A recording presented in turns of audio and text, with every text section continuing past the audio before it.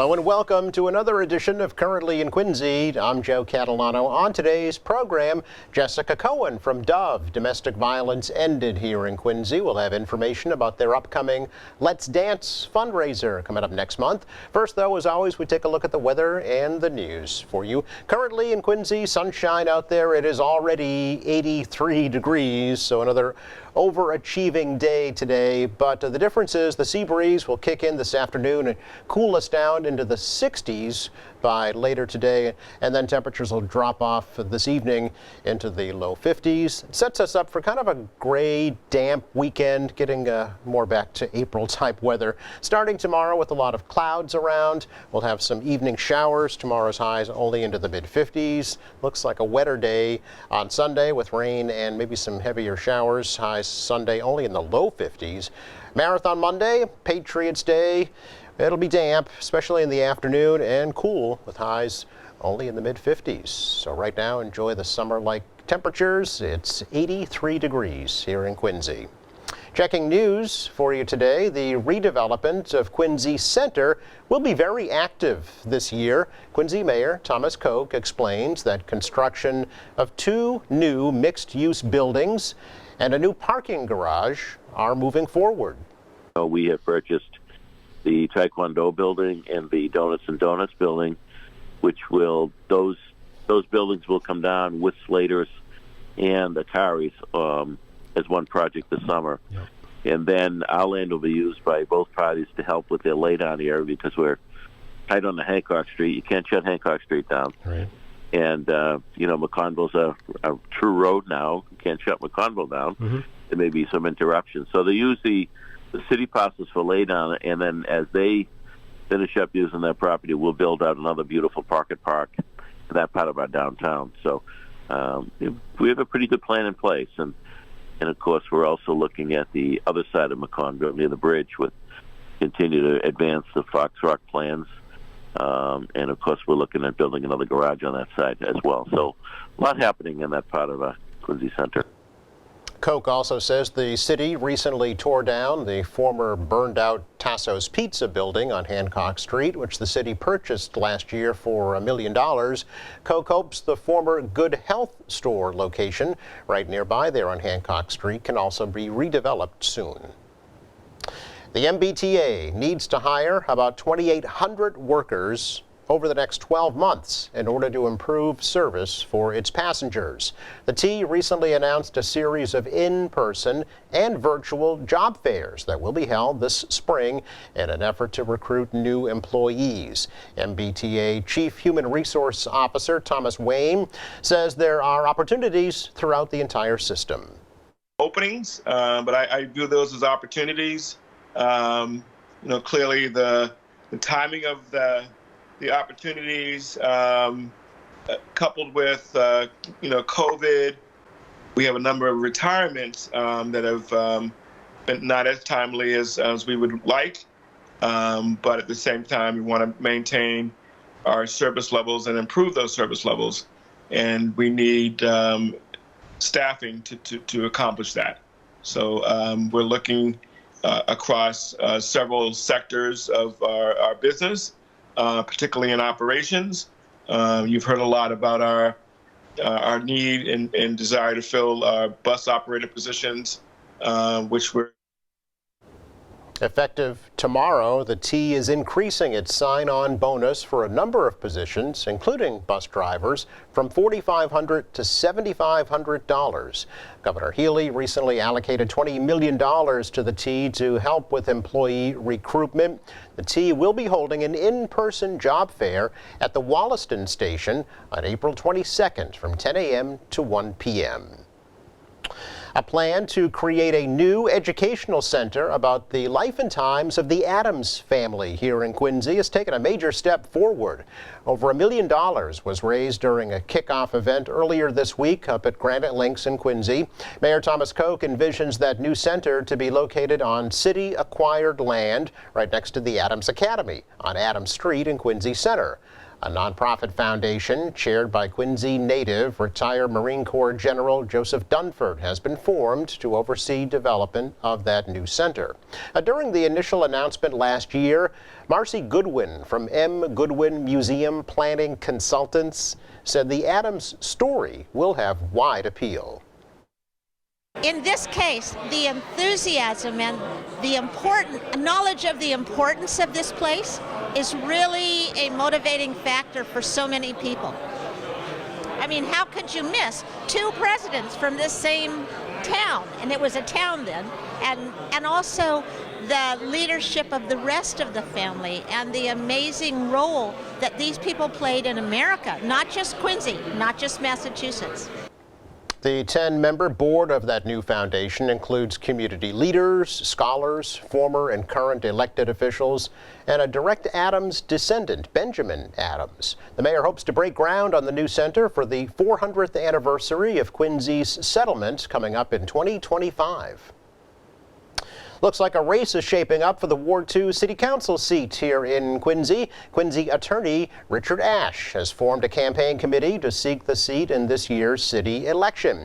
Ashe has a legal office in Quincy Center and is also active in the Quincy Pride Committee. He lives on Mound Street and is a registered Democrat. Current Ward 2 Councilor Anthony Andronico was elected to that seat in the fall of 2021 after first being appointed to the City Council in January of 2021 after former Councilor Brad Kroll resigned due to health reasons. Kroll did recently undergo a successful kidney transplant. Andronico previously served on the Quincy School Committee and is also a legislative aide in the state Senate. Nomination papers for this year's election will be available beginning May 2nd. Mannett Community Health Center of Quincy has never had a radiology lab until today. The new radiology suite at Mannett's headquarters on West Quantum Street in North Quincy is being revealed for the first time during a Community Development Week event. It's featuring Congressman Stephen Lynch, Quincy Mayor Thomas Koch, and other officials. The new lab was funded in part with $500,000 in federal grants from the Community Development Block Grant Program. The director of that program, Sean Glennon, says that Mannett's patients can now get crucial mammograms, x-rays, and other important imaging services. To be able to offer mammography for Quincy residents and folks in the greater Quincy area is I just can't stress enough how impactful that is, how important it is, and how really privileged we feel to have been able to play a role in providing this opportunity for patients. In addition to that federal grant, Mannett's also partnering with Boston Medical Center to fund and staff the new radiology suite.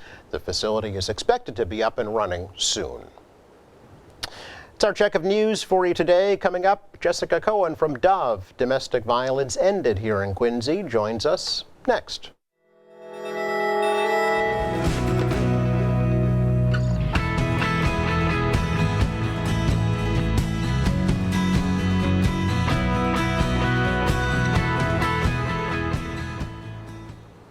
Welcome back. An annual event, springtime here in the city of Quincy, is the Dove Domestic Violence Ended's Let's Dance fundraiser. It's been more than 10 years now, and it's coming up again this year. It'll be on May 4th at the Granite Links Golf Club up at Quarry Hills. Jessica Cohen from Dove is here to tell us all about it. Good to see you, Jessica. Thanks for coming over. Good to see you too. Thanks for having me. Gotta be spring if it's Let's Dance time, right? Certainly feels like it. It feels like the middle of summer. It does. But as we mentioned, it's been more than 10 years now. Do you know how it all started, this particular event? I do. So this actually started as a birthday party for one of our former board members, Mary Jo Murphy. She's still a huge supporter of Dove. Her children still come to our events, her children who are like my age.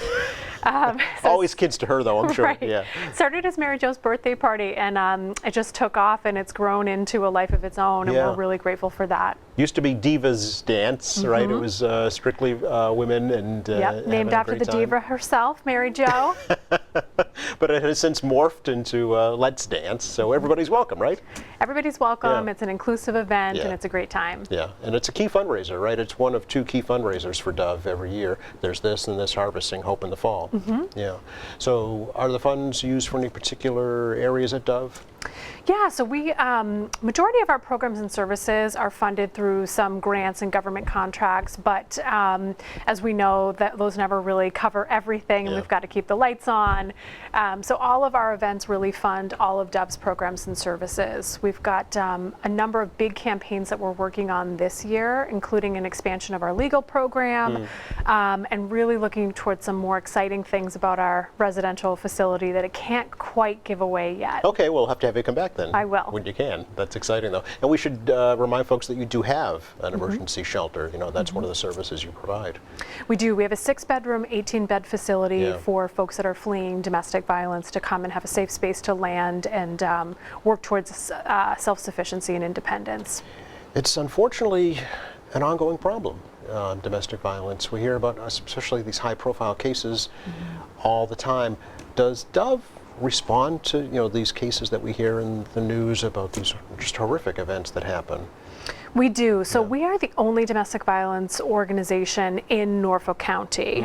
So we will reach out and respond to the cases that are within our catchment areas. And one of the unique things about Dove is that we have a civilian program where we have folks in 8 local police stations who will respond to any call that comes in regarding domestic violence. And the goal is to really respond to those first calls so that we don't escalate to a place with a lot of these crises that we've seen in the past few months, unfortunately. Prevention, right?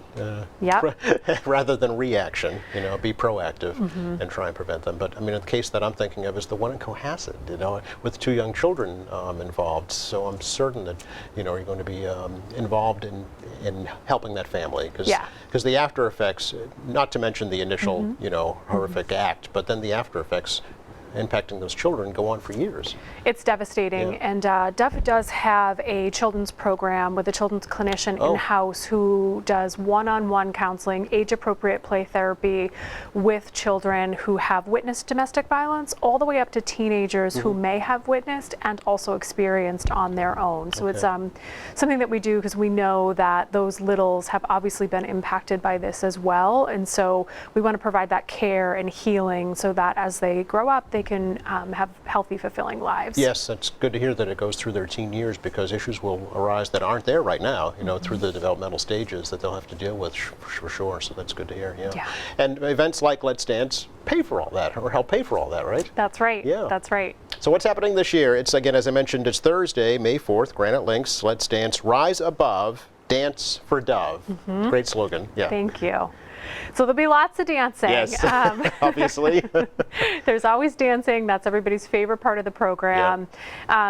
We have brought on some new committee members, some volunteers in the community who've wanted to really come and help us make this event a success. And so through their diligence and motivation, we've really made some decisions to make some changes this year. Oh, okay. So folks that have come to Let's Dance in the past might have been familiar with, in addition to our silent auction, we've always typically had a live auction there as well.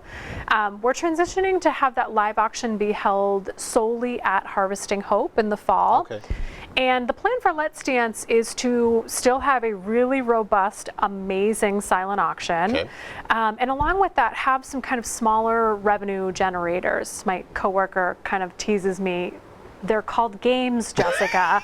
I'm like, oh yes, layman's terms. So a lot of different games and just opportunities for people to engage. Yeah. We want you to come, have a good time, hear about our programs and services, hear a phenomenal survivor speaker, contribute what you can towards the organization, and come back next year. Right, exactly, yeah.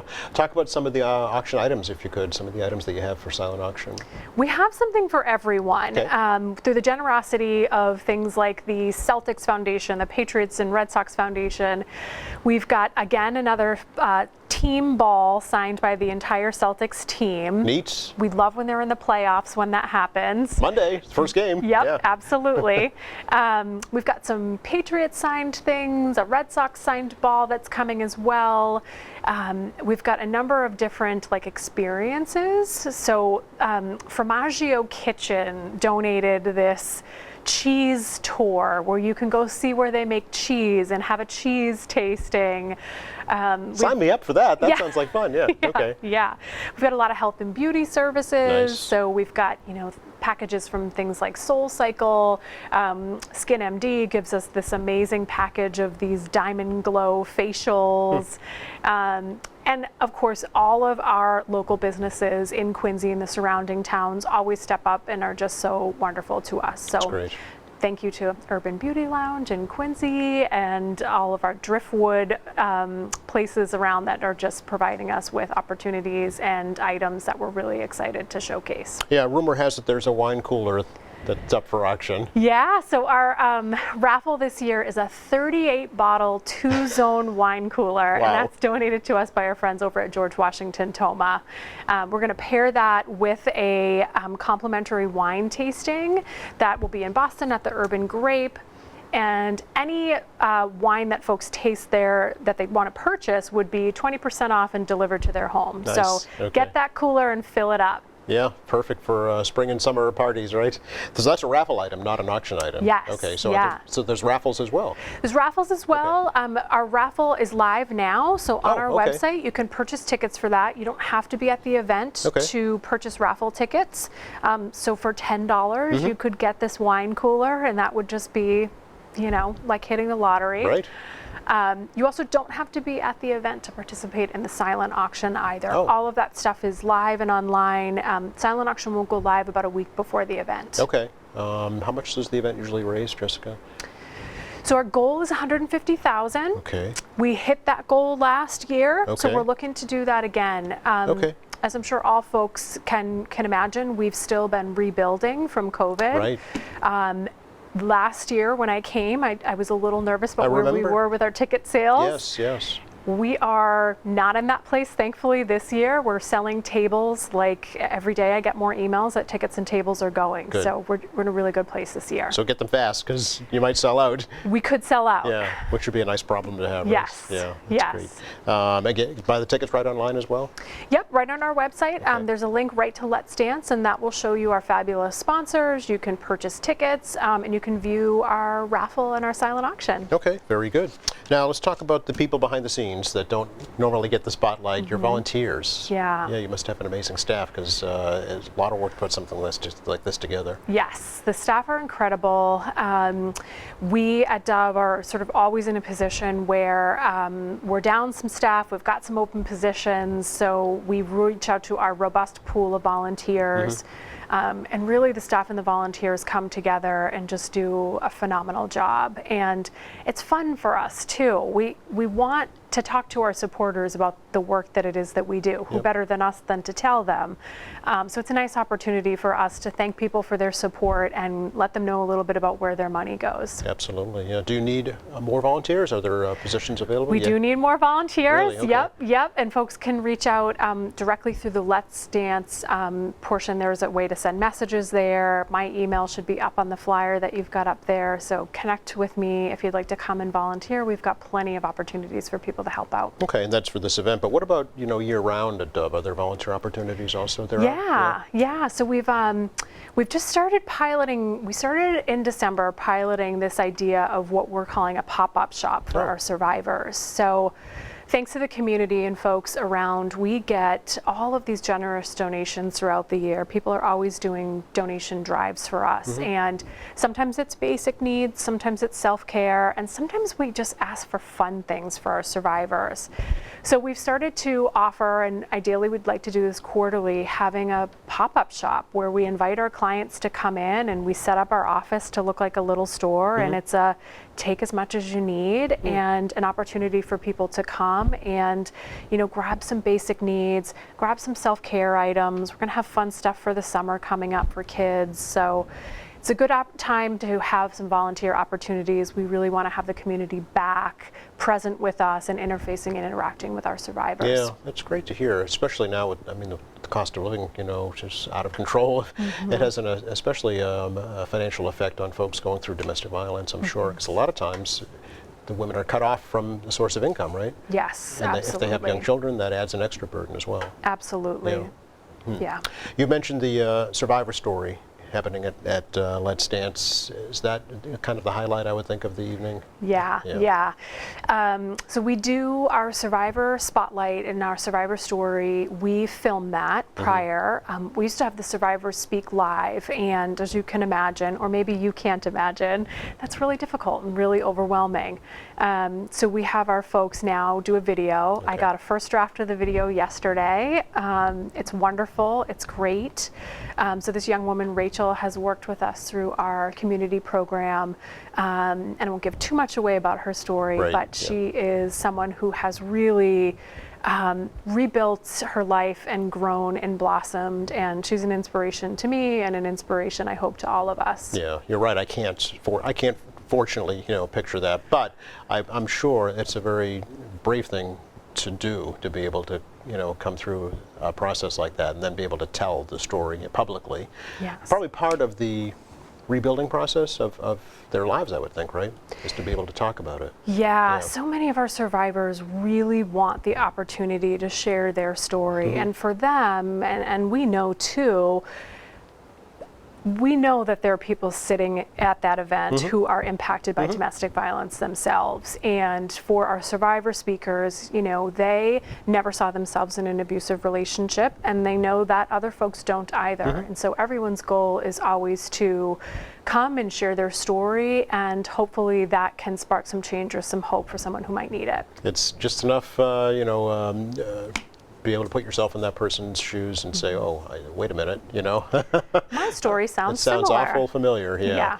Or, look out for warning signs if you're not in that situation, but to keep yourself from getting into that situation as well. Yes. I know we've talked about in the past that Dove works in schools with young people. Is that still ongoing? Yeah, so we are in local high schools and middle schools. We have our program called Youth Speak, where we are talking to teens throughout their high school career, really about warning signs of unhealthy relationships, how to be respectful in relationships, how to hold their friends accountable when they see them using behaviors that might be deemed as unhealthy or abusive. And it's really incredible to see at the end of the year the feedback that we get from teens and young ones just saying, here are the things that I've learned, and here's what I want to do moving forward. And we hope that that change continues to grow with them as they move into adulthood. Sure, yeah. Does Dove, here in Quincy, it's a very multicultural community. Do you have resources available to deal with folks who maybe English is not their primary language? We do, yes. So what Dove does is we pull data about who are the folks that live in our surrounding towns and who are the folks who are disproportionately impacted by domestic violence. And we always want to make sure that the folks that we hire reflect the folks that we serve. Sure. So within our community department, we have a Chinese bilingual bicultural advocate, Muling, who can work with folks both in the language that they speak, but also be culturally appropriate and sensitive. In some of our police stations, we have a Haitian domestic violence civilian advocate who can both, again, linguistically and culturally provide services to those folks. And we also have an LGBTQ advocacy and outreach coordinator. But really, anybody who calls and reaches out to us, even if English is not their first language, we have resources and capacities to call, language lines and phone banks to make sure that we can provide those services directly to everyone. Yeah, it's so important to meet folks on their level when they're dealing with such an emotional situation. It's not a barrier that you want to have to face in that particular time. So it's great to have that. Again, it's Let's Dance, Rise Above, Dance for Dove. Who's providing the music, by the way? You need music to dance to. We've got a new DJ this year. Her name is DJ Lena. I actually just was out one night, and don't be surprised by a 39-year-old woman who was out one night where there was a DJ, but she was wonderful. We ended up chatting, and I told her about the event, and she said, this is something I want to do. I want to be a part of, and so we're happy to have her with us. Oh, that's great. So she'll keep the music playing. Yes. Very good. Yes. What time is it, by the way? The event this year is 6 to 10. Okay. We went to 11 last year. We're going to 10 this year. It's a Thursday night. It's a school night, right? It's a school night, yeah, but we'll still have plenty of time for dancing. Okay. All right. And again, tickets still available through the website, or give you a call as well. Yes. Or send you an email. Yes, absolutely. All right. Anything else we should let folks know about right now? we're just really excited and looking forward to it. This year feels really promising. I feel like we finally are getting beyond COVID Yeah. and we're getting more comfortable being back together, and the power of the community is so important. So Yeah. we're looking forward to it. I guess I should ask, are there any COVID restrictions or requirements for this event? I think we're in a position this year where we're asking folks to just practice their best judgment. Yeah. We'll have masks on hand, we'll Okay. have tests on hand, but if you don't feel well, stay home. But otherwise, I think we're ready to come back together. That's great. And get your tickets fast because they're going to be sold out. We'd love to see you there. Thanks for coming by, Jessica. Good to talk to you. Thanks for having me. Oh, pleasure as always. Just enough time to check the forecast for you for the rest of the day today. It's going to start to cool off, believe it or not. I know it doesn't feel like it right now, but the sea breeze will kick on and that'll lower temperatures down to the upper 40s this evening. We're getting back to April showers this weekend starting tomorrow. It's kind of gray, probably dry for most of the day until the evening. Highs tomorrow only into the mid-50s. Looks wetter on Sunday with rain and showers. Low 50s, and about the same thing for Monday as well. Rather gray and damp with highs in the mid-50s. Again, thanks to Jessica Cohen for joining us today from Dove. Thanks to our crew. Thank you for watching. We're off on Monday, by the way, for the Patriots' Day holiday. Join us next Friday. Quincy Commissioner of Natural Resources Dave Murphy will be joining us. Till then, check our website anytime. That's qatv.org. There's our latest programs there. There's news, information, video on demand, live streaming, and much more. For all of us here at QATV, I'm Joe Catalano. Have a great weekend.